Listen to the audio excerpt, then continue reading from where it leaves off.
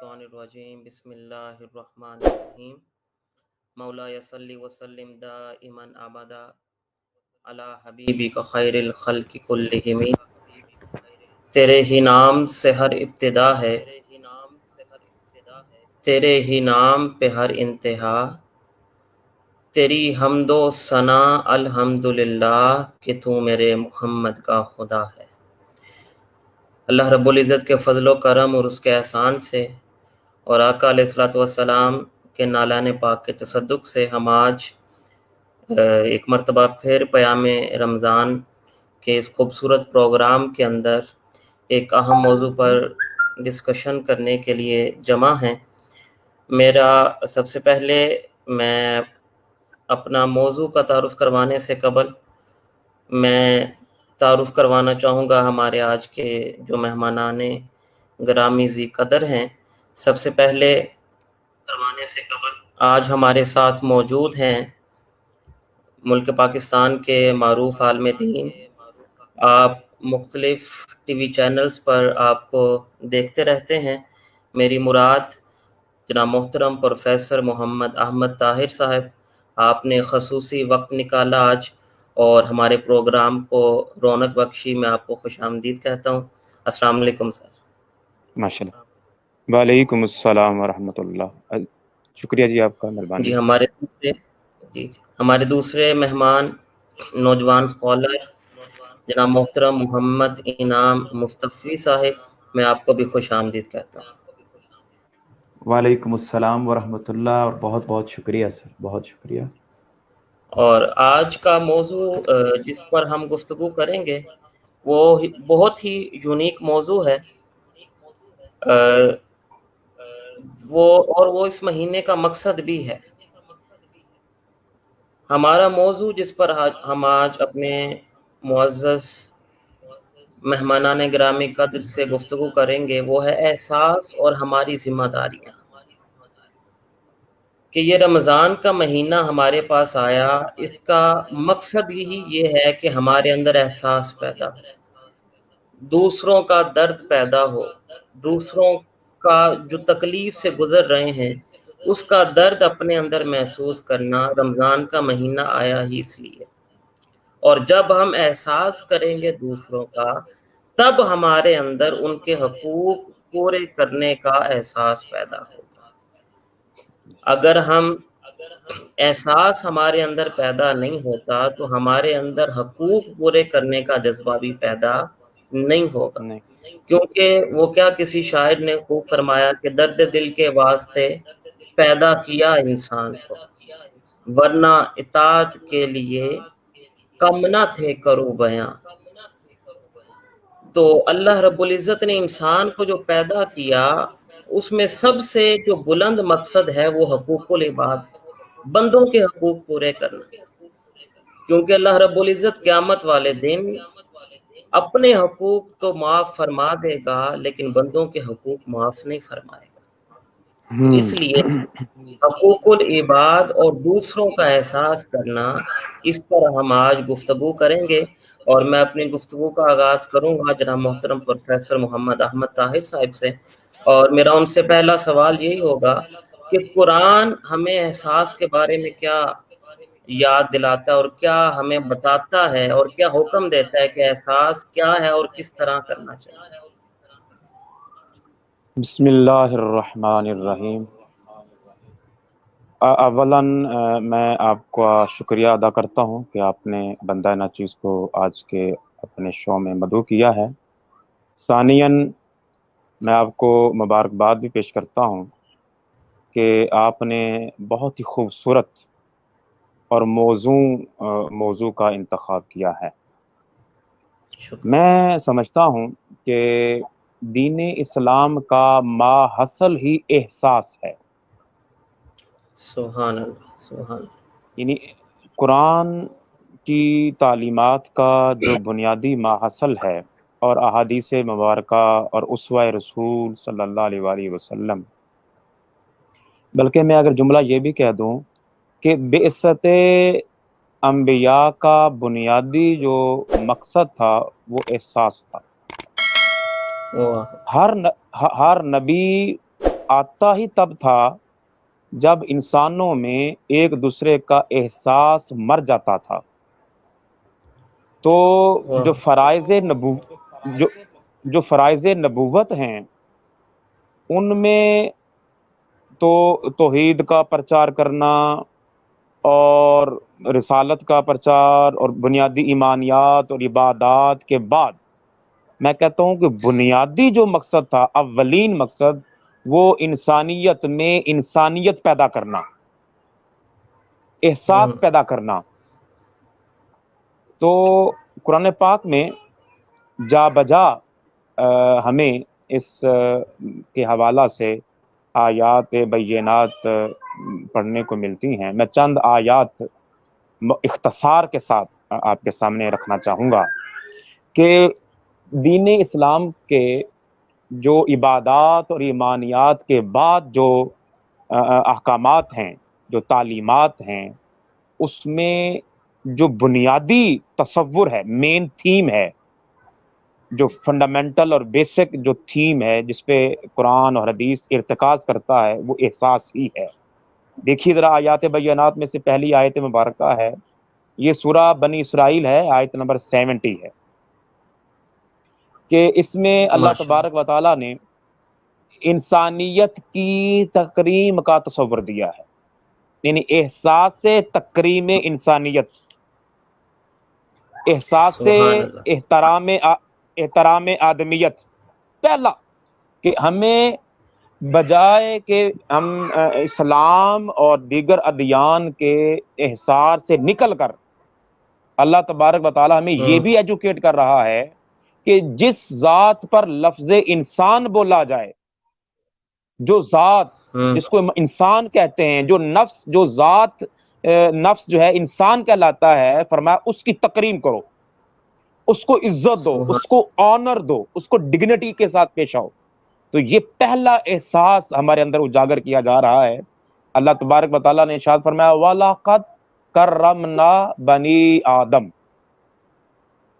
کہ بے شک ہم نے بنی آدم کو عزت اور تکریم سے نوازا ہے.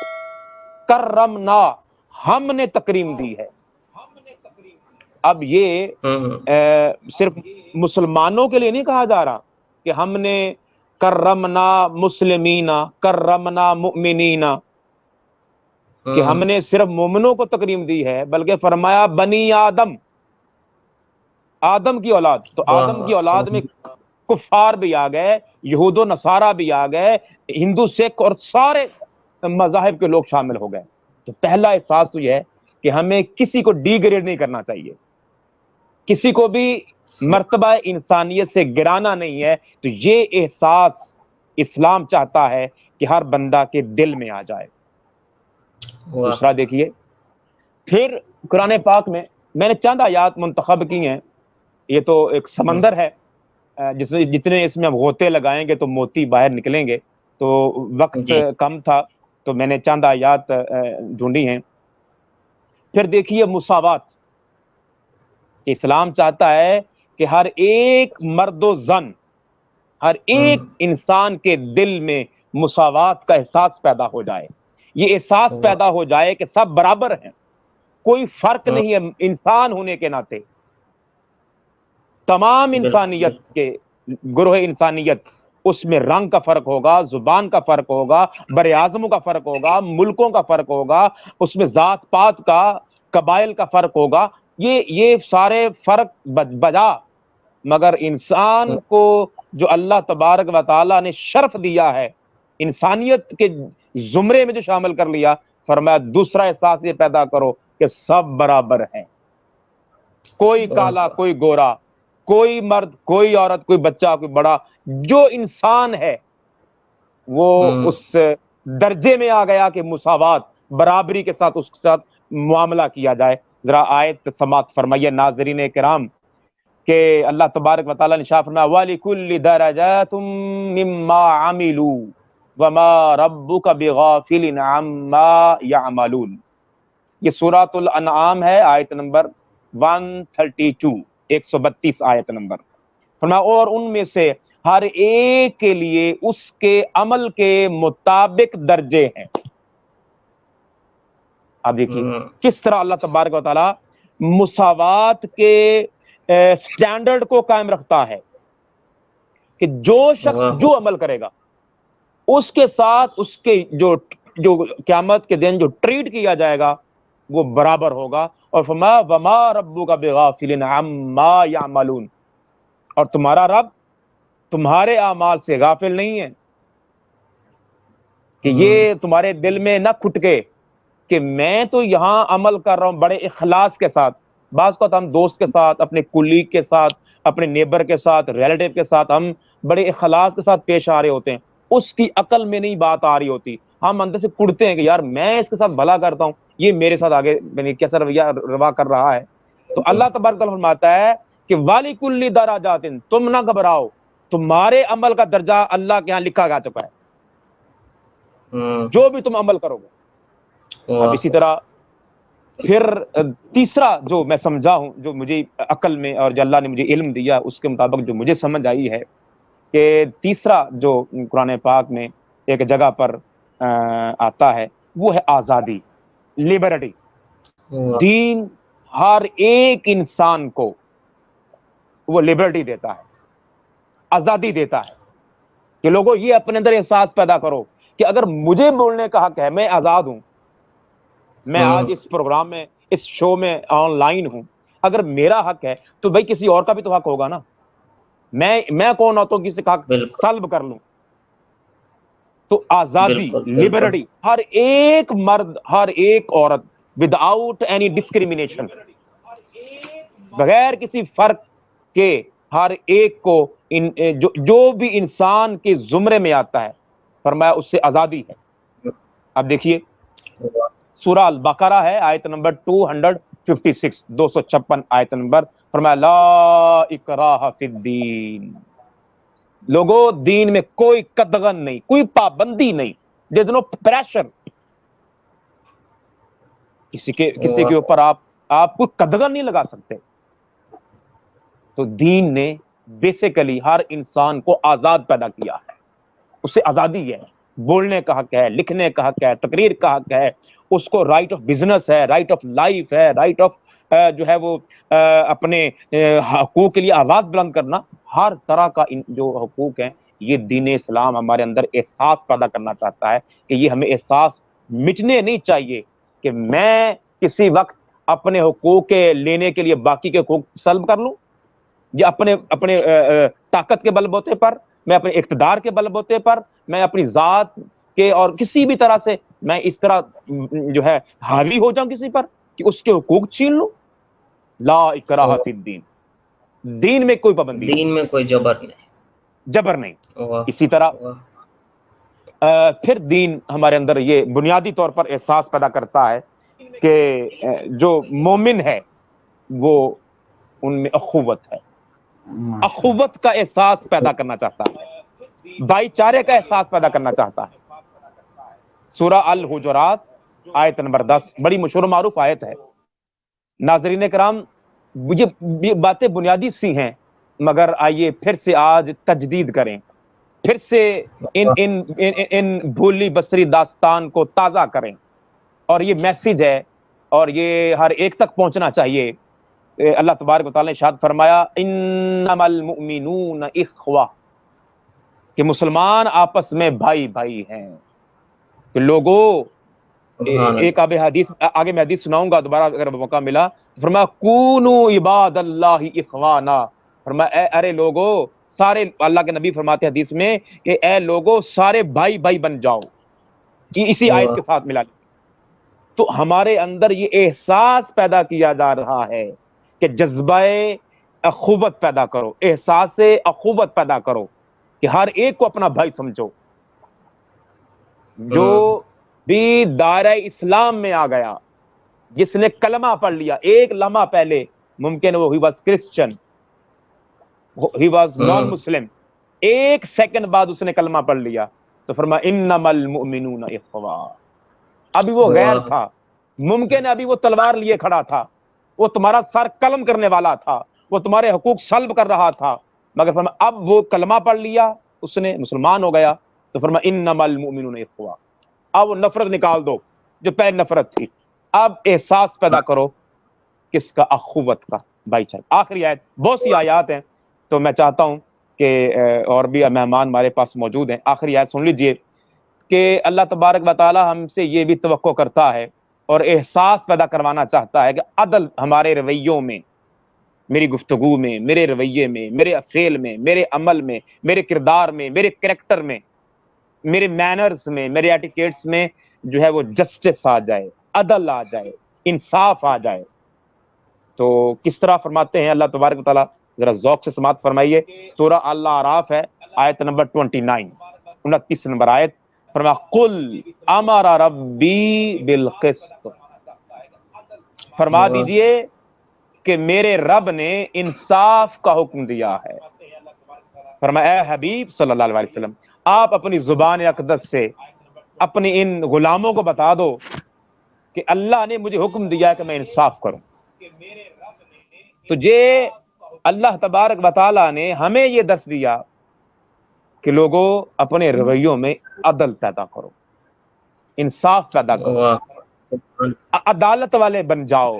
عدالت صرف اس ایک بلڈنگ کا نام نہیں ہے جو سیشن کورٹ کہلاتی ہے، جو ہائی کورٹ کہلاتی ہے، جو سپریم کورٹ کہلاتی ہے، ان کا اپنا دائرہ ہوگا، وہ قوانین کے، وہ آئین کے پاسدار ہوں گے، مگر فرمایا ہر ایک شخص کلکم راءن و کلکم مسئول عن رعیتہ، تو جو بھی میرے ماتحت ہے، میرے زیر دست ہے، تو فرمایا ان کے ساتھ عدل سے پیش آؤ۔ تو یہ احساس پیدا کرنا یہ قرآن کا بنیادی مقصد تھا۔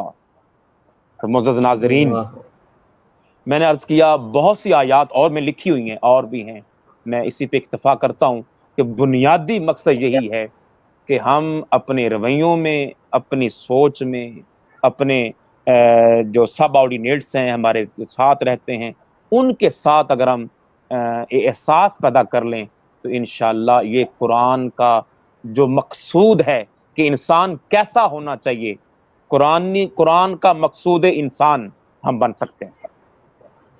واہ، اب میں بڑھوں گا اپنے دوسرے مہمان کی جانب، جناب محترم انعام مصطفی صاحب کی جانب، کہ جیسا کہ جناب محترم پروفیسر احمد طاہر صاحب نے بیان کیا کہ قرآن ہمیں درس ہی احساس کا دے رہا ہے کہ ہم اپنے رویوں کے اندر احساس پیدا کریں، ہم اپنے دوسرے لوگوں کا درد محسوس کریں، تمام لوگوں کے ساتھ برابری کا سلوک کریں۔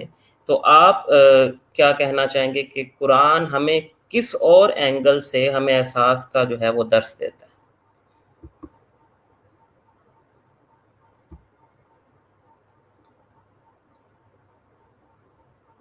جی میری آواز آ رہی ہے انعام بھائی؟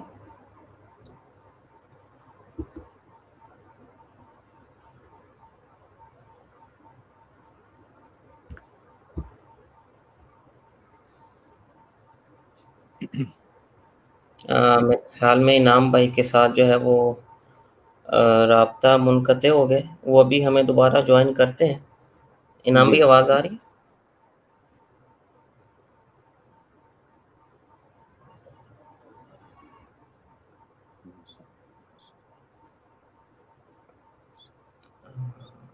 آئی تھنک کچھ تکنیکی وجوہات کی بنا پر انعام بھائی سے رابطہ منقطع ہے۔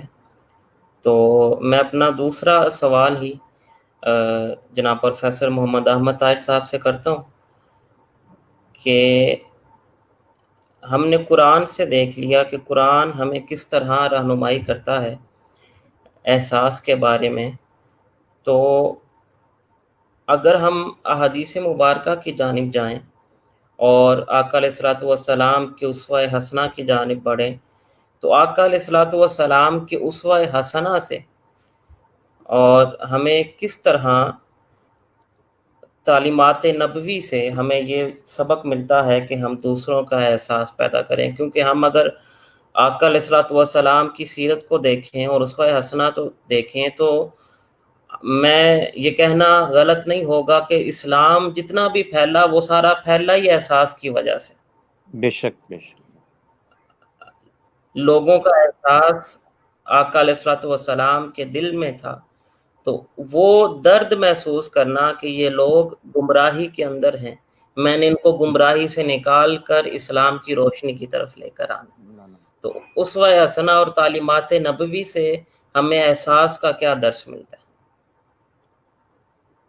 جی محترم معظم مصطفی صاحب، اسی طرح اگر ہم حضور علیہ الصلوۃ والسلام کی احادیث، آپ کے فرمودات اور آپ کے اسوہ حسنہ پر طائرانہ نظر ڈالتے ہیں تو ہمیں جا بجا مقامات پر بھی یہ بات پڑھنے کو ملتا ہے کہ آپ صلی اللہ علیہ وسلم کی تعلیمات کا بھی ماحصل احساس ہی تھا۔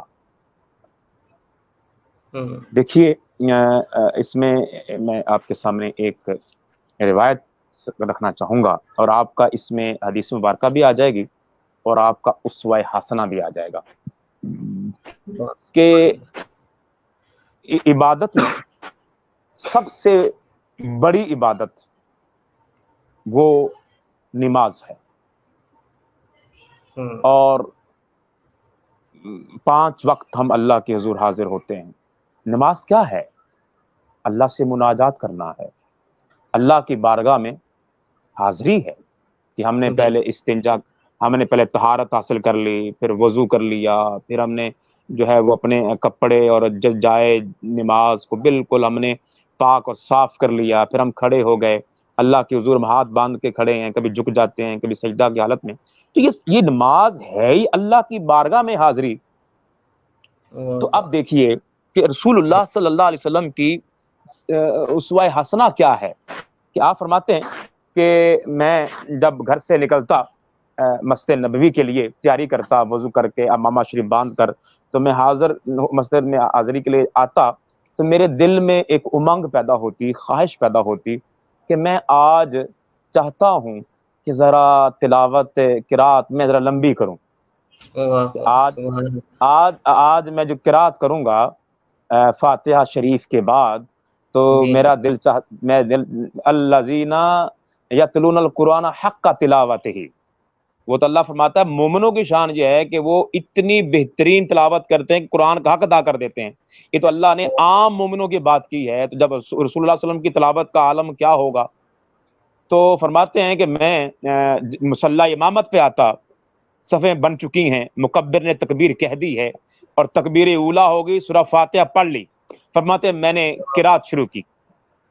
اب میری خواہش یہ ہے، میری آرزو یہ ہے، تمنا یہ ہے کہ آج میں قرات طویل کروں گا۔ تو فرماتے ہیں جو ہی میں انی لادخل فی الصلاۃ وانا اريد اطالتها، میں نماز میں کھڑا ہوتا اور میرا ارادہ یہ ہوتا کہ آج میں تلاوت اطالتها طویل کروں گا۔ فاسمعوا بکاء الصبی، یہ ہے احساس۔ میں تلاوت کر رہا ہوتا اور میری آرزو یہ ہے کہ میں نے آج یہ سورہ پوری پڑھنی ہے، میں نے آج اتنے رکوع تلاوت کرنی ہے، میں نے سلیکٹ کر لی ہے، میں نے یہ اتنی آیات منتخب کی میں نے پڑھنی ہے۔ فرماتے انی اسمع بکاء الصبی، میں کسی بچے کے رونے کی آواز سنتا، کیا کرتا؟ فَأَتَجَوَّزُ فِي صَلَاتِي، تو میں اپنی نماز کو مختصر کر دیتا۔ مما اعلم، اب ایک تو احساس یہ کہ بچہ رو رہا ہے، پھر آگے اس احساس کا لنک اللہ کے پیارے نبی نے ماں کی مامتا کے ساتھ جوڑ دیا۔ ایک حضور سماعت فرما رہے ہیں، انی اسمعو، میں سنتا، پھر آگے فرماتے ہیں میں یہ مختصر کیوں کر دیتا؟ مما اعلم من شدت وجد امہ من بکاتہ، او کما قال، یہ احساس ہے کہ میں اس کی بچے کے رونے کی وجہ سے جو اس کی ماں کی مامتا تڑپ اٹھتی ہے، مما اعلم، میں جانتا ہوں کہ اس بچے کے رونے کی وجہ سے اس کی ماں کو جو تکلیف پہنچتی ہے، یہ تو ہر ماں ہے نا، جب بچہ روتا ہے تو ماں کو محسوس ہوتا ہے، احساس پیدا ہوتا ہے، یہی تو مامتا ہے۔ مگر دیکھیے کہ آپ صلی اللہ علیہ وآلہ وسلم کو یہ احساس تھا کہ اس وقت چونکہ دور نبوی ہے، دور مصطفی ہے، تو اس وقت مردوں کے ساتھ خواتین بھی آتی تھیں۔ ازواج محتارات آتی تھیں، صحابیات آتی تھیں، تو عام خواتین بھی آتی تھی نماز میں پڑھنے کے لیے. تو فرمایا مجھے اب میرا دل چاہتا ہے کہ میں تلاوت کروں طویل، اطالتھا طویل کر دوں، مگر اسمع بکا سبی، بچے کے رونے کی وجہ سے اور ماں کو اس تکلیف کی وجہ سے میں انی اتجوز فی صلاتی، میں اپنی نماز فی صلاتی، میں اپنی نماز مختصر کر دیتا. کیا بات اب ہے، دیکھو کیا یہ نماز بھی تو احمد طاہر کی نہیں ہے نا، کہ ہم تو کھڑے ہوتے ہیں تو اپنے خیالات کی دنیا میں گم ہو جاتے ہیں. یہ دور مصطفیٰ ہے اور یہ صلاۃ مصطفیٰ ہے، یہ نماز مصطفیٰ.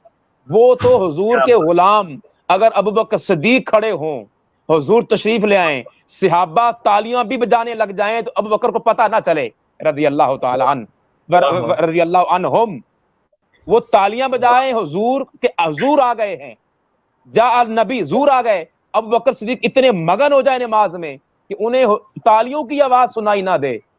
یہ تو ابوبکر کی نماز ہے، اور جو حضور کی نماز کا عالم کیا ہوگا، حضور کی نماز کا عالم کیا ہوگا. وہ فرماتے ہیں کہ میں اپنی نماز مختصر کر دیتا اس احساس سے کہ کہیں ماں کو تکلیف نہ پہنچے. واہ واہ واہ واہ. ابھی انعام بھائی نے ہمیں دوبارہ جوائن کر لی ہے. انعام بھی میری آواز سن رہے؟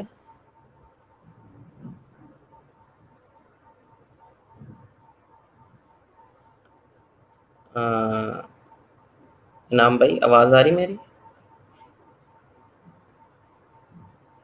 اللہ اکبر.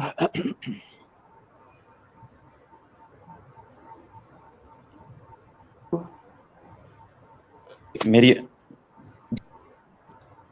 جی میری جی اب آپ کی آواز آ رہی ہے.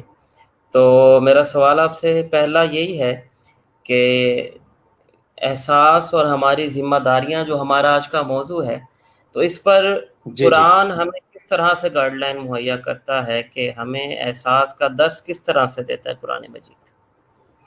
جی بسم اللہ الرحمن الرحیم. بہت شکریہ آپ کا کہ آپ نے انوائٹ کیا اور یہ پروگرام کا سلسلہ شروع کیا، اور یہ ایک بہت ہی خوبصورت آج کا عنوان ہے. سارے کا سارا دین، جیسے پروفیسر صاحب پہلے بیان کر رہے تھے کہ سارے کے سارا جو دین اسلام ہے وہ بیس ہی ہمارا احساس پر کرتا ہے. اور میں یہ سمجھتا ہوں کہ قرآن مجید میں اگر ہم احساس کو تلاش کرنا چاہیں اور اسلام کے اصل تصور کو جاننا چاہیں تو قرآن مجید کی ایک ہی صورت ہے. اگر ہم اسے مکمل طور پر پڑھ لیں اور سمجھ لیں، بڑی معروف سورت ہے سورۃ الماعون، اور پورے کے پورے دین اسلام کا انٹروڈکشن بھی کرواتی ہے. 10 حصوں میں سے 9 حصے احساس بیس کرتے ہیں اور ایک حصہ عبادات، ریاضات اور مجاہدات پر بیس کرتا ہے. اگر ہم سورۃ الماعون کو پڑھیں تو اسی چیز کا وہ پیغام دیتی ہے کہ اللہ رب العزت نے قرآن مجید میں فرمایا ارأیت الذی یکذب بالدین، کیا آپ نے دین کو جھٹلانے والے شخص کو دیکھا؟ یعنی دین کو جو جھٹلانے والا شخص ہے اس کی علامات بیان کی ہیں اس پوری صورت کے اندر. اور اللہ عزت نے فرمایا کہ وہ کون ہے جو دین کو جھٹلاتا ہے؟ تو جواب آیا فذلک الذی یدعو الیتیم، یعنی اس کے اندر یتیم کا احساس نہیں ہے، یتیم ہوتا ہے، یتیم کے ساتھ پیار نہیں کرتا.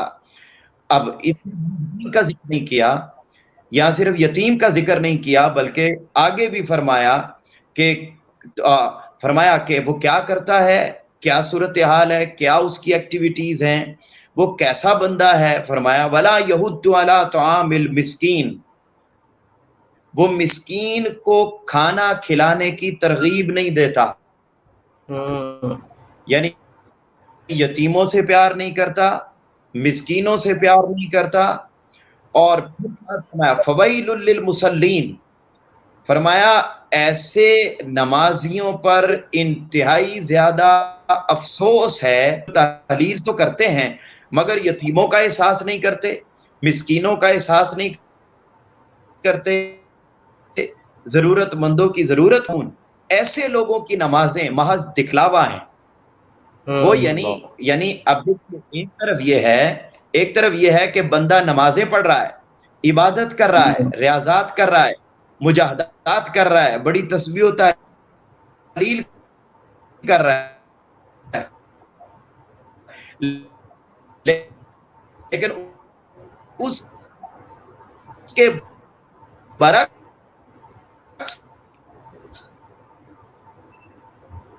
اس کے اندر انسانیت کا احساس نہیں ہے۔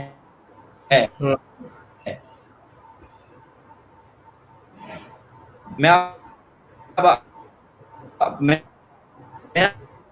آپ کو یہ عرض کر رہا ہوں کہ اسلام دوسروں کے میرے خیال میں پھر کسی تکنیکی صورتحال کی وجہ سے رابطہ منقطع ہو گیا ہے، تو میں بھی اگلا سوال کرتا ہوں، اگلے سوال کی جانب بڑھتا ہوں۔ اور میرا اگلا سوال، اور میں پہلے تو عرض کرنا چاہوں گا کہ تعلیمات نبوی پر آپ مزید کچھ کہنا چاہیں گے یا میں اگلا سوال شروع کروں؟ جی بس میں ایک اور روایت آپ کے سامنے رکھنا چاہوں گا۔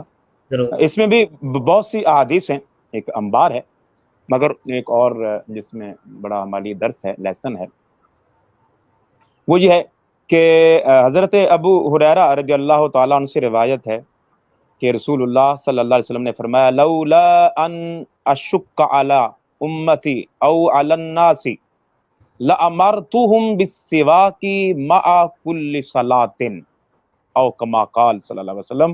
یہ صحیح بخاری کی روایت ہے، کتاب الجمعہ باب السواک یوم الجمعہ، امام احمد بن حنبل کی میں روایت موجود ہے۔ تو آپ دیکھیے کہ اسی کا تعلق بھی نماز کے ساتھ ہے کہ نماز سے پہلے وضو کرنا واجب ہے، فرض ہے۔ تو فرماتے ہیں حضرت ابو ہریرہ کہ رسول اللہ صلی اللہ علیہ وسلم نے فرمایا اگر میں اپنی امت کے لیے مشقت نہ سمجھتا، احساس کیا ہے؟ فرمایا اگر میں اپنی امت کے لیے مشقت نہ سمجھتا، یا فرمایا اگر میں لوگوں کے لیے مشقت شمار نہ کرتا تو میں انہیں ہر نماز کے ساتھ مسواک کرنے کا حکم دیتا۔ یہاں پر بھی احساس کہ مجھے فرمایا کہ میں as a prophet, as a نبی، رسول، پیغمبر چاہتا یہ ہوں کہ میرا ہر امتی جب بھی وضو کرے، فجر کا، ظہر کا، مغرب کا، عشاء کا، جمعے کا، عید کا، جنازے کا، کسی بھی طرح سے، یا ایون احرام باندھنے کے لیے، طواف کرنے، کسی وقت بھی وہ وضو کرے۔ تو میرا تو ارادہ یہ ہے، تمنا یہ ہے کہ ہر امتی ہر وضو کے ساتھ جس طرح ہاتھ دھونا اور چہرہ دھونا اور مسح کرنا اور پاؤں دھونا یہ 4 فرائض ہیں وضو کے، فرمایا 5واں میں یہ قرآن نے ایڈ کیے، اور میں ایڈ کرنا چاہتا ہوں کہ مسواک بھی ایڈ کر دوں کہ مسواک کرے۔ مگر فرماتے ہیں کہ ان اشکا علی امتی، بس مجھے آتا یہ ہے کہ میری امت پہ یہ کرنا مشکل ہو جائے، مشکل نہ ہو جائے، یہ میری کئی امت مشقت میں نہ پڑ جائے۔ کہ ایک شخص جو گھر میں ہوگا وہ اپنا ٹوتھ پیسٹ کر برش پاس رکھتا ہے، مسواک توڑ سکتا ہے، وہ اگر سفر پر ہو، وہ اگر گاڑی میں جا رہا ہے، وہ بائی ایئر جا رہا ہے، وہ ایسی جگہ پر ہے کہ وہاں نہ دکان ہے کہ وہ پیسٹ خرید لے، برش لے لے، یا نہ کوئی درخت قریب ہے، وہ صحرا ہے، وہ ایسی جگہ پر درخت بھی نہیں، مسواک توڑے کیسے، اویلیبلٹی نہیں ہے۔ تو فرمایا اگر میں یہ لازم قرار دوں تو میری امت ممکن ہے وہ اٹھائے نہ پھرے۔ وہ ایون ایک شخص جو ہے اس نے سفر پہ روانہ ہوا تھا، وہ اپنے زیادہ راہ لے رکھنے میں ٹوتھ برش بھول گیا، مسواک رکھنا بھول گیا، بالکل یا کبھی بالکل ہم سوئے ہوئے تھے جلدی اٹھے، اب وقت اتنا ہی تھا کہ وضو بنا لوں، بس وضو کر لوں، اور مسواک کے لیے برش کے وقت نہیں تھا. میں جاب پر ہوں، میں ظہر کی نماز جو اپنے دورانیے وقت کے اور قلت کی وجہ سے میں ادھر دفتر میں پڑھتا ہوں، فیکٹری میں پڑھتا ہوں، بینک میں پڑھتا ہوں، میں گاڑی میں ادا کر لیتا ہوں، تو میں آن ڈیوٹی ہوتا ہوں، ٹائم نہیں ہے مسواک کرنے کا. اگر یہ حضور ہم پہ لازم قرار دیتے تو میں اور ہم صاحب دیکھیے کتنی مشقت ہوتی. یہ ہے احساس کہ میرے بالکل آقا صلی اللہ علیہ وسلم کو یہ احساس تھا کہ میری امت کو وضو کرتے وقت مسواک کا، برش کرنے کا یہ عمل کہیں مشکل نہ لگے. تو میں نہیں چاہتا میری امت، میرے امتی، میرے غلام یہ مشقت میں پڑیں. جو مصطفیٰ، جو کریم آقا مسواک کرنے کا احساس پیدا کرتے ہیں، وہ سمجھتے ہیں کہ یہ مشکل ہے، تو ہمارا جو ہے اور کس طرح وہ ہمارا نقصان چاہیں گے. وہ ہمارے کریم آقا ہیں. دین کا بنیادی مقصد لوگوں یہی احساس ہے کہ ہمیں بھی چاہیے کہ ہم یہ روشنی حاصل کریں اور ایک دوسرے کا درد اور ایک دوسرے کا احساس محسوس کریں. بالکل بالکل بالکل ماشاء اللہ ماشاء اللہ. اچھا، اب تعلیمات نبوی میں تو ہم دیکھتے ہیں کہ ہمیں ہر جگہ احساس ہی نظر آتا ہے، اور اس احساس میں یہ نظر نہیں آتا کہ اگلا بندہ مسلمان ہے یا غیر مسلم ہے. جی بے شک. وہ اگر کوئی بچہ پورا مکہ چھان مارے اور اس غیر مسلم بچے کو اپنی ماں کا تن ڈھانپنے کے لیے چادر نہ ملے، تو وہ بھی جب آقا کی بارگاہ میں جاتا ہے اور پہلے مطالبہ یہ رکھتا ہے کہ میں اسلام قبول نہیں کروں گا، لیکن مجھے تو بڑا چاہیے، تو آقا علیہ الصلوۃ والسلام اس سے یہ نہیں کہتے کہ بھائی تمہیں اسلام قبول کرنا پڑے گا، بلکہ اپنی کالی کملی اتار کے دے دیتے. سبحان تو اللہ، سبحان احساس جو اللہ، بے ہے شک وہ صرف مسلمان کا نہیں بلکہ انسانیت کا احساس ہے. تو بے اب شک بے اگر شک. ہم آگے بڑھیں تو جو ہمیں تعلیمات آقا علیہ الصلوۃ والسلام کے اسوہ حسنہ میں ملتی ہیں، وہی تعلیمات ہمیں اہل بیت اطہار میں بھی نظر آتی ہیں. حضرت امام حسن و حسین، حضرت فاطمہ الزہرا رضی اللہ تعالی عنہا، اور حضرت علی کرم اللہ تعالی وجہ الکریم، اور آج تک بھی جو اہل بیت کے اندر چلے آ رہے ہیں، جو سید زادے ہیں، ان کے اندر ہم نے دیکھا ہے کہ ان کے اندر وہ احساس کا جذبہ عام لوگوں سے بڑھ کر پایا جاتا ہے. تو بے شک. میں چاہتا ہوں کہ ناظرین کو کچھ ایسی مثالیں یا کچھ ایسے واقعات بتائے جائیں کہ جس سے ہمیں پتہ چلے کہ آقا کی تعلیمات کا وہی عکس ہمیں اسوہ اہل بیت کے اندر بھی نظر آتا ہے. سبحان اللہ، بے شک جی، بے شک بے شک. اہل بیت عظام علیہم السلام رضی اللہ تعالی عنہم و عنہن، ان کے کردار کو پڑھا جائے، ان کی تعلیمات کو پرکھا جائے، تو یہ بات بھی روزے روشن کی طرح عیاں ہو جاتی ہے کہ ان کے تو روز و شب ہی اسی طرح گزرتے تھے کہ وہ احساس ہی احساس تھا. ایک مرتبہ حضرت مولائے کائنات حضرت علی کرم اللہ وجہہ و علیہ السلام ورضی اللہ تعالی عنہ بیٹھے رو رہے تھے. ایک شخص حاضر ہوا، عرض کی اے امام علی مقام، اے مولا کائنات، آپ رو رہے ہیں، یہ رونے کی وجہ کیا ہے؟ معذرت. عرض کی، فرمایا کہ وجہ یہ ہے، مجھے کوئی اور دنیاوی غم نہیں، مجھے ذات کا غم نہیں، بس ایک غم یہ ہے کہ 40 دن بیت گئے، میرے گھر میں کوئی مہمان نہیں آیا. اللہ اکبر. تو فرمایا حضور اس پر رونے کی کیا بات ہے؟ فرمایا کہ لگتا یہ ہے کہ اللہ مجھ سے ناراض ہو گیا ہے. اللہ اکبر. اللہ مجھے یہ میرے دل میں یہ احساس پیدا ہوا کہ اب 40، ویسے تو میرے ہر روز مہمان بنتے رہتے ہیں، گزشتہ 40 دن تک فرمایا انہوں نے عرض کی حضور اللہ ساری مخلوق سے تو ناراض ہو سکتا ہے، آپ سے ناراض نہیں ہو سکتا. فرمایا نہیں، لگتا یہ ہے کہ جب میرے در پر کوئی مہمان نہیں آیا میں اس کی خدمت کرتا، اس کی تواضع کرتا، اس کی مہمان نوازی کے لیے کھانے بناتا، اس کو پیش کرتا، اس کے لیے میں بستر بناتا، اس کے لیے اپنے ہاتھوں سے دودھ دہو کر اس کے پاس لاتا، خدمت کرتا، تو یہ مجھے لگتا یہ ہے کہ اللہ مجھ سے ناراض ہو گیا۔ یہ وہ اہل بیت عظام ہے۔ احباب ذی وقار، ایک اسی طرح میں اس کو قرآن کے ساتھ بھی جوڑ لیتا ہوں۔ یہ سورہ الدہر ہے، آیت نمبر 8 اور 9۔ اس میں ایک واقعہ بیان ہوا ہے کہ وَيُطْعِمُونَ الطَّعَامَ عَلَى حُبِّهِ مِسْكِينًا وَيَتِيمًا وَأَسِيرًا، کہ وہ اپنا کھانا اللہ کی محبت میں محتاج کو، یتیم کو، قیدی کو کھلا دیتے ہیں۔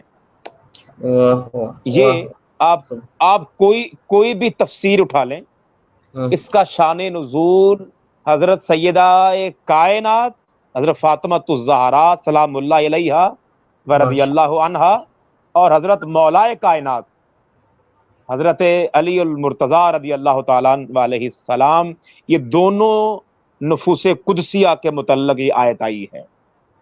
وہ یہ ہوا کہ آپ کے دونوں شہزادے امام حسنین کریمین حضرت امام حسن اور امام حسین بچے تھے، تو وہ بیمار پڑ گئے اور علاج بھی کروایا، دعائیں بھی کروائیں، مگر اللہ کے اذن کے مطابق شفا نصیب نہیں ہو رہی تھی۔ تو یہ بھی سنت ہے قرآن پاک کا اور حدیث مبارکہ کی یہ تعلیم ہے کہ اگر ایسی مشکل پیش آ جائے تو آپ نظر مان لیں، منت مان سکتے ہیں آپ۔ تو انہوں نے اسی سنت کو اپناتے ہوئے منت مانی کہ مولا ہمارے ان دو شہزادوں کو صحت عطا فرما تو ہم تیرے حضور شکرانے کے طور پر 3 دن روزے رکھیں گے۔ اللہ تبارک و تعالیٰ نے وَإِذَا مَرِضْتُ فَهُوَ يَشْفِينِ کہ حضرت ابراہیم ایوب فرماتے ہیں جب میں بیمار ہوتا ہوں وہ شفا دیتا ہے۔ تو شفا دینے والی ذات تو اللہ کی ہے، تو اللہ نے شفا عطا فرما دی، دونوں شہزادے ٹھیک ہو گئے۔ اب حضرت بی بی فاطمہ الزہرا حضرت علی المرتضیٰ رضی اللہ تعالی عنہما نے ارادہ کیا کہ اے فاطمہ، اللہ نے ہماری دعا سن لی، منت پوری کرنے کا موقع آ گیا ہے، دونوں شہزادے ٹھیک ہو گئے، تو کل سے ہم نیت کرتے ہیں کہ ہم مسلسل 3 دن روزے رکھتے ہیں۔ اب پہلا افطاری کا وقت آ چکا ہے، پہلا روزہ ہے منت کا روزہ۔ اچھا، منت ماننا سنت ہوتی ہے، یہ مستحب ہے، مانے یا نہ مانے، منت کا پورا کرنا واجب ہو جاتا ہے۔ یہ میں ناظرین کے عرض کر رہا ہوں کہ یہ اس کا حکم یہ ہے کہ منت ماننا تو مستحب ہے، ایک عمل خیر ہے، سنت ہے، مگر جب منت پوری ہو جائے تو اس کو ادا کرنا، پورا کرنا یہ واجب ہو جاتا ہے۔ تو وہ تو فقہائے امت کے بھی استاد ہیں، تو انہوں نے تو فرمایا کہ ہم نے یہ واجب ہو گئے، یہ پوری کرنی ہے، پہلا روزہ رکھ لیا۔ اب افطاری کا وقت آ گیا، جیسے آج کل ہم بھی روزے سے ہیں اور افطاری کریں گے انشاءاللہ۔ اب کھجوریں، پانی اور روٹی اور کھانا پڑا ہوا ہے۔ بالکل جب حضرت بلال حبشی کے اذان کی آواز آئی، اذان نے آغاز کیا، تو آواز آئی کہ میں مسکین ہوں، بھوکا ہوں، کھانا دیجئے۔ تو حضرت سیدہ کائنات نے فرمایا بیٹے حسن، یہ جو کچھ پڑا ہے یہ سارے چیزیں لے لو، اس مسکین کو دے آؤ، محتاج کو دے آؤ۔ یطعمون الطعام، اب احساس پیدا ہوا ہوگا نا کہ وہ کہہ رہا ہے میں بھوکا ہوں، بھوک لگی ہے، اب یہ روزے سے ہیں، وہ تو بھوکا ہے نا، ممکن ہے وہ پانی یار دریاؤں سے تو پانی پی لیتا ہوگا نا، نہر سے پانی پی لیتا ہوگا، پانی تو روزہ اس کو نہیں ہوگا نا، یہ تو روزے سے ہیں، افطاری تو لازمی ہے۔ احساس پیدا ہوا کہ حسن نہیں کوئی بات، روٹیاں اٹھا لو، سالن اٹھا لو، اس دور کے مطابق کوئی جو دہی بھلے ہوں گے اور جو فروٹ چاٹ ہوگی، جو کچھ ہوگا پھر دے آؤ جا کر، اور خود کھجور سے اور پانی سے افطار کرو۔ اب دوسرا دن آ گیا، اب دوسرا روزہ رکھا ہوا ہے، عین افطاری کے وقت وہی کھانا جو اس وقت حاضر موجود تھا پڑا ہوا ہے، اور مؤذن کی اذان شروع ہوتی ہے، ابھی ہاتھ بڑھنا چاہتے ہیں تو پھر آواز آئی کہ میں یتیم ہوں، بھوکا ہوں، کھانا کھائیے۔ فرمایا حسن بیٹے سارا کھانا اٹھا کے دے آؤ۔ اب تیسرا دن آ گیا، افطاری کا وقت ہے، عین افطاری کے وقت، پھر آواز آئی میں اسیر ہوں، ابھی قید سے آیا ہوں، قیدی تھا میں، بھوکا ہوں، کسی نے مجھے کھانا ہی نہیں دیا، اسیرا. تو فرمایا اس بیٹے حسن جاؤ اٹھا کے دے آؤ. تو احباب ذی وقار، یہ ہے احساس کہ بندہ روزے سے ہو اور کوئی سائل آ جائے تو یہ بھی گوارا نہ کرے کہ یار میں روزے سے ہوں، میں بھوکا ہوں. وَيُؤْثِرُونَ عَلَىٰ أَنفُسِهِمْ وَلَوْ كَانَ بِهِمْ خَصَاصَةٌ، کہ یہ دوسروں کو اپنے اوپر ترجیح دیتے ہیں. وَلَوْ كَانَ بِهِمْ خَصَاصَةٌ، اگرچہ وہ خود ضرورت مند ہی کیوں نہ ہو، اگرچہ ان کو خود بھی ضرورت کیوں نہ ہو. فرمایا یؤثرون علی انفسہم، یہ دوسروں کو اپنے اوپر ترجیح دیتے ہیں. پھر آگے دیکھیے اللہ نے کمال ان کے کردار کو، ان کے اس احساس کو عجیب رنگ میں بیان کیا ہے. فرمایا انما نطعمکم لوجہ اللہ لا نرید منکم جزاء ولا شکورا. یہ کھانا کھلا کر 3 دن کھلاتے رہے، خود پانی اور کھجور سے افطار کرتے رہے، مگر آگے فرماتے ہیں لوگوں ہم جو تمہیں جو کھانا کھلاتے ہیں نا، لا نرید منکم جزاء، ہمیں اس سلسلہ میں جزا نہیں چاہیے، شکورا تھینک یو ہم نہیں چاہتے، شکریہ نہیں چاہتے، ہم نے آپ سے ووٹ نہیں لینے، ہم نے آپ سے کوئی صلہ نہیں مانگنا. لوجہ اللہ، ہم تو اللہ کی رضا کے لیے کرتے ہیں. تو لوگوں اگر احساس بھی ہو دوسروں کا، نیبر کا، پڑوسی کا، غریب کا، مسکین کا، تو لوگوں اس میں احساس ہو تو لوجہ اللہ ہونا چاہیے، اللہ کی رضا ہو، اسے راضی کرنا مقصد ہو. اس کے بعد پھر لوگ ووٹ نہیں مانگنے، اپنی تصویریں بنوا کر اخبارات میں شائع کرنا مقصد نہ ہو، ریاکاری نہ ہو، اور جو ہے اس کا مقصد لوگوں سے جو ہے اپنی پی آر پبلک ریلیشن بڑھانا مقصد نہ ہو کہ میری پی آر بڑھ جائے، میری واہ واہ ہو جائے، لوگ مجھے فیاض کہیں، لوگ مجھے جو ہے وہ بڑا کھلے دل والا کہیں، بڑے دل والا کہیں، سخی کہیں. تو یہ مقصد نہ ہو، لوجہ اللہ ہو. اصل میں احساس یہ ہے. سبحان اللہ، سبحان اللہ. بہت ہی پیاری بات اور بہت ہی پیارا واقعہ آپ نے سنایا، اور میں کہتا ہوں اس سے تمام ناظرین کی روح بھی تازہ ہوئی ہوگی، میری تو روح تازہ ہو گئی کہ احساس کیا ہے، کہ احساس اگر کرنا ہے تو احساس فقط اللہ کی رضا کے لیے کرنا ہے، اس میں کوئی ریاکاری نہ ہو، اس کے اندر کوئی اور چیز نہ ہو.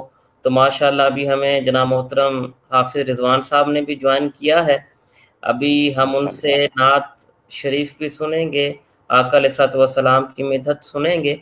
تو میں اب اگلے سوال سے قبل اپنے پروگرام کے اندر نعت شامل کروں گا، اور میں گزارش کروں گا جناب حافظ محمد رضوان سہروردی صاحب سے کہ وہ آقا علیہ الصلوۃ والسلام کی بارگاہ میں ہدیہ نعت پیش کریں. سبحان اللہ. مدینہ پاک کی حوالے سے نعت کے چند اشعار درود ماشاءاللہ. پاک پڑھ لیجیے. اللہم صلی علی سیدنا. اللہم صلی علی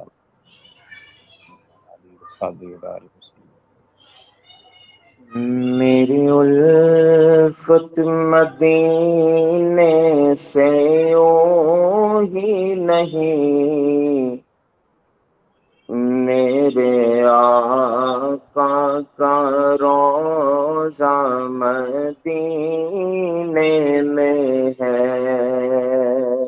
سبحان اللہ. میری الفت مدینے سے یوں ہی نہیں، میرے آقا کا روضہ مدینے میں ہے.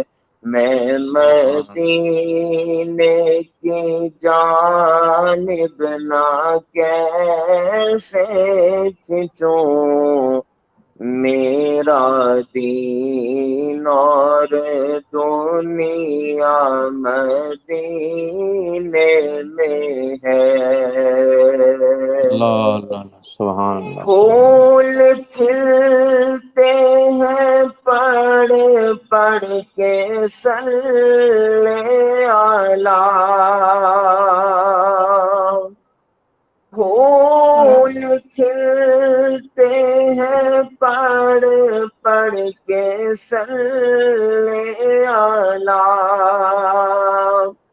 جھوم کر کہہ رہی ہے یہ باغ صبا جھوم کر کہہ رہی ہے یہ باغ صبا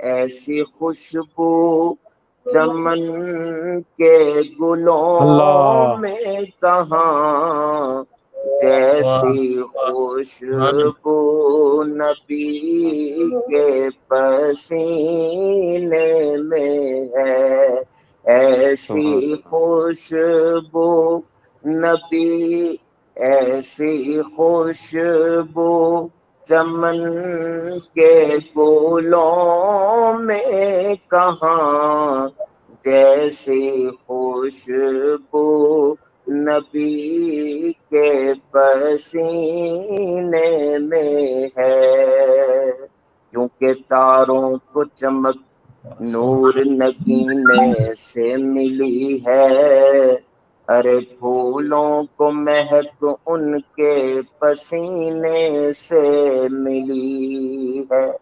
فیضان ہمارے لیے تو سب کچھ ہے مدینہ ارے ہم کو تو ہر ایک چیز مدینے سے ملی ہے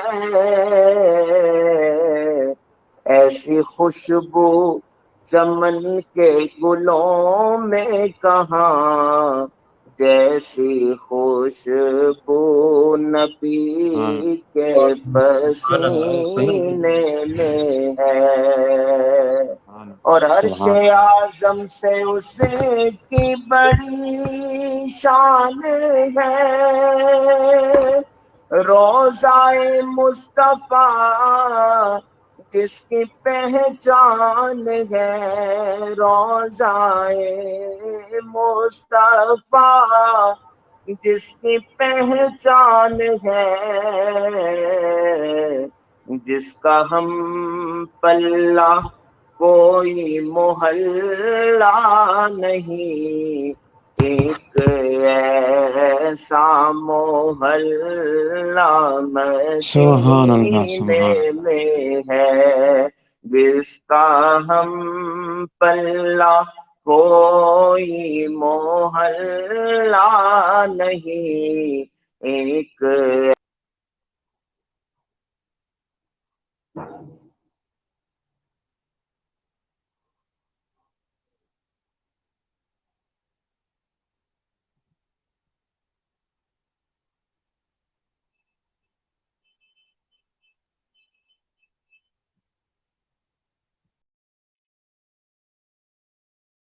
جی ماشاءاللہ ماشاءاللہ ابھی حافظ رضوان صاحب جو ہیں وہ نعت رسول مقبول صلی اللہ علیہ وسلم پیش کر رہے تھے تو اب وقت کم ہے تو میں آخری سوال جو کرنا چاہوں گا وہ ایک جنرل سوال ہے کہ ہم بات کر رہے ہیں احساس کی ہم نے قرآن مجید سے بھی درس لیا کہ قرآن ہمیں کس طرح احساس کا حکم دیتا ہے ہم نے حدیث مبارکہ اسوہ حسنہ سے بھی دیکھا ہم نے اسوہ اہل بیت سے بھی دیکھا کہ کس طرح ہمیں ہر چیز احساس کا درس دے رہی ہے لیکن اگر ہم آج کا معاشرہ دیکھیں اور موجودہ صورتحال کو دیکھیں تو ہمیں وہ احساس نظر نہیں آتا وہ ہمسایوں کا احساس وہ رشتہ داروں کا احساس وہ اپنے ماں باپ کا احساس وہ اپنے بہن بھائیوں کا احساس وہ ہمیں آج نظر نہیں آتا ہمیں آج ایسے ہمسائے نظر نہیں آتے کہ جنہوں نے پورا سال حج کے لیے پیسے جمع کیے ہوں اور اس کے بعد وہ جب دیکھیں کہ ان کے ہمسائے کے ہاں اگر کھانا نہیں پکا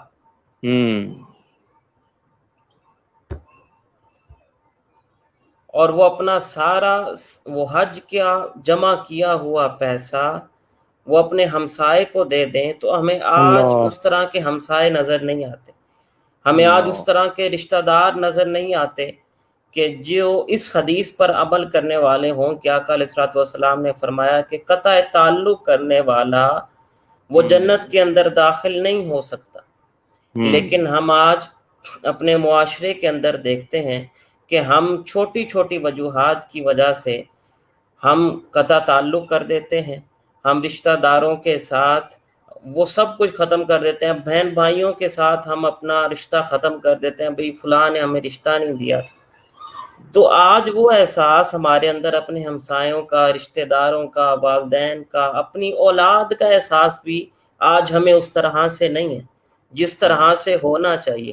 تو آج آپ اختتامی کلمات کہتے ہوئے کیا درس دیں گے کہ ہمیں کس طرح سے اس اسوہ رسول کو، اس اسوہ اہل بیت کو اور اس اسوہ صحابہ کو جو ان کے اندر احساس کا، ہم اپنے اندر وہ احساس کس طرح پیدا کر سکتے ہیں؟ محترم معظم مصطفی صاحب، اس کا جواب مختصر بھی ہو سکتا ہے اور طویل، چونکہ وقت کم رہ گیا ہے۔ جی میں اس کے لیے 2 سینٹنس بولنا چاہوں گا۔ ایک پہلی بنیادی وجہ تو یہ ہے کہ ہم اسلامی تعلیمات سے دور ہیں۔ نمبر 2، اس کے ساتھ ملا لیجئے اسی میں کہ جو ممبر و مسجد کے صاحبان نے یہ کام کرنا تھا، جو ممبر سے آواز آنی تھی، وہ آواز اس طرح نہیں آ رہی جو ابھی آپ کام کر رہے ہیں۔ بالکل، بے شک یہ ستم ظریفی ہے، یہ ستم ظریفی ہے۔ اور مدارس اور کالجز اور اسکول انسٹیٹیوشنز جنہوں نے افراد تیار کرنے تھے یہ احساس والے، وہ ہمارے کریکلم، وہ ہمارے اساتذہ جو معمار قوم تھے، وہ نظر نہیں آتے۔ ایک تو میں اس ایک ہی یونٹ بنا رہا ہوں، اسلامی تعلیمات سے دوری اور قوم کو قوم بنانے والے جو ادارے ہیں، اس میں میں کہوں گا گھر انسٹیٹیوشنز اور معاشرہ وہ نہیں کام کر رہے۔ تیسرا، دوسری بات، بس ایک یہ یونٹ ہے۔ دوسری بات یہ ہے کہ ہم اس وقت دور زوال میں ہیں، ہم زوال میں ہیں۔ تو معزز ناظرین، جب کسی قوم پر زوال آتا ہے تو وہ زوال من حیث الکل آتا ہے۔ ہمارا سیاسی زوال، تعلیمی زوال، سماجی زوال، اخلاقی زوال، اور یہ جو احساسی زوال بھی ہے کہ کارواں کے دل سے احساس زیاں جاتا رہا۔ تو یہ ہم اس وقت دور زوال میں ہیں۔ تو ہر ایک کو نفسا نفسی پڑی ہوئی ہے، ہر ایک کو اپنا فکر ہے۔ تو ولو کانا بہم خصاصہ، کہ دوسروں کو ترجیح دینا، کہ وہ جنگ ہو، ایک زخمی سارے پڑے ہوئے ہوں، ایک پانی مانگے، العطش وہ ساقی پانی لے کر آئے تو وہ کہے کہ ادھر جاؤ، پہلے اس کو آواز دے دو، پھر اس کے پاس جائے تو اس کو دے دو، وہ کہے نہیں اس کو پہلے دے دو۔ یہ جو جذبہ تھا، یہ جو احساس تھا لوگوں، یہ تو وہ دور مصطفی جو آپ نے افراد تیار کر دیے تھے، اب یہ میری اور آپ سب کی ذمہ داری ہے کہ امر بالمعروف و نہی عن المنکر یہ ہر ایک فرد کا ذمہ دار ہے۔ اس میں علماء اور اسلامی جماعتیں تو کام کر رہی ہیں، کرنا ضروری ہے، مگر ہر ایک شخص کا ضروری یہ ہے کہ وہ حتی المقدور کوشش کرے کہ وہ اسلام کے ساتھ جڑے، قرآنی تعلیمات کو پھر سے ریوائز کرے، حدیث مبارکہ کا ریوائز کرے، اور اس اسنا کو سیکھے اور جانے اور اپنے نسلوں کو تیار کرے۔ اگر میں سمجھتا ہوں کہ میرے اندر، ہم سب کے اندر پہلے تو جذبہ یہ پیدا ہو، یہ احساس پیدا ہو کہ یہ جو ہم نے سبق بلا دیا ہے، سبق پڑھ پھر لیاقت کا، دیانت کا، لیاقت کا، کہ لیا جائے گا تجھ سے کام دنیا کی امامت کا۔ اگر ہمیں دنیا کی امامت کرنی ہے تو پہلے تو ہمیں یہ اپنے اندر احساس پیدا کرنا ہے کہ ہمیں یہ بھولا ہوا سبق پھر سے پڑھنا چاہیے، اس سے ریوائز کرنا چاہیے۔ تو انشاءاللہ مجھے امید ہے کہ یہ جو آپ جیسے نوجوان جن کو اللہ تعالیٰ نے یہ شعور اور یہ سمجھ دی ہے، یہ احساس پیدا ہوا ہے آپ کے اندر، انشاءاللہ یہ روشنی ہے، یہ چراغ جلے ہیں، یہ چراغ سے چراغ جلے گا انشاءاللہ۔ ہم یہ احساس کو آگے روشنی کی شکل میں آگے پھیلائیں گے۔ تو مجھے امید ہے کہ انشاءاللہ یہ ہماری نسلیں توانا ہوں گی، بڑھیں گی، اور یہ سبق پھر سے یاد کریں گی، پھر سے ہمارے کریکٹر، ہمارے تعمیر سیرت ہوگی۔ پھر سے انشاءاللہ یہ احساس بڑھتے بڑھتے قوم کا احساس پیدا ہوگا، اپنا احساس پیدا ہوگا، ماں باپ کا احساس پیدا ہوگا، پھر پوری انسانیت کا احساس پیدا ہوگا انشاءاللہ۔ میں بار دیگر آپ کا مشکور و ممنون ہوں کہ آپ نے بندہ نچیز کو یہ سعادت بخشی کہ میں اپنی ویوز اپنے ناظرین تک پہنچا سکا۔ اللہ تعالیٰ آپ کو اس کا جزائے خیر عطا فرمائے۔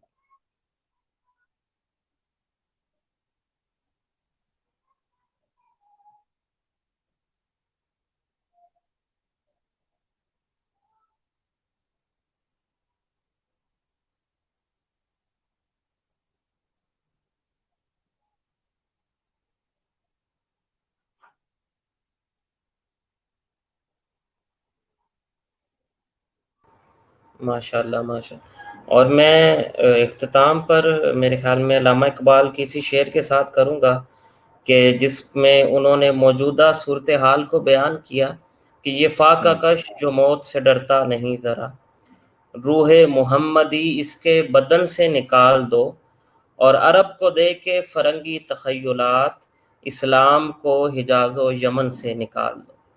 تو یہ فرنگی سازش جو ہمارے ساتھ ہوئی، جس نے ہمارے دلوں سے روح محمدی نکال دی، اور اسی کے اللہ ساتھ وہ احساس بھی نکال دیا کہ جو آقا علیہ الصلوۃ والسلام کی امت کا ورثہ تھا۔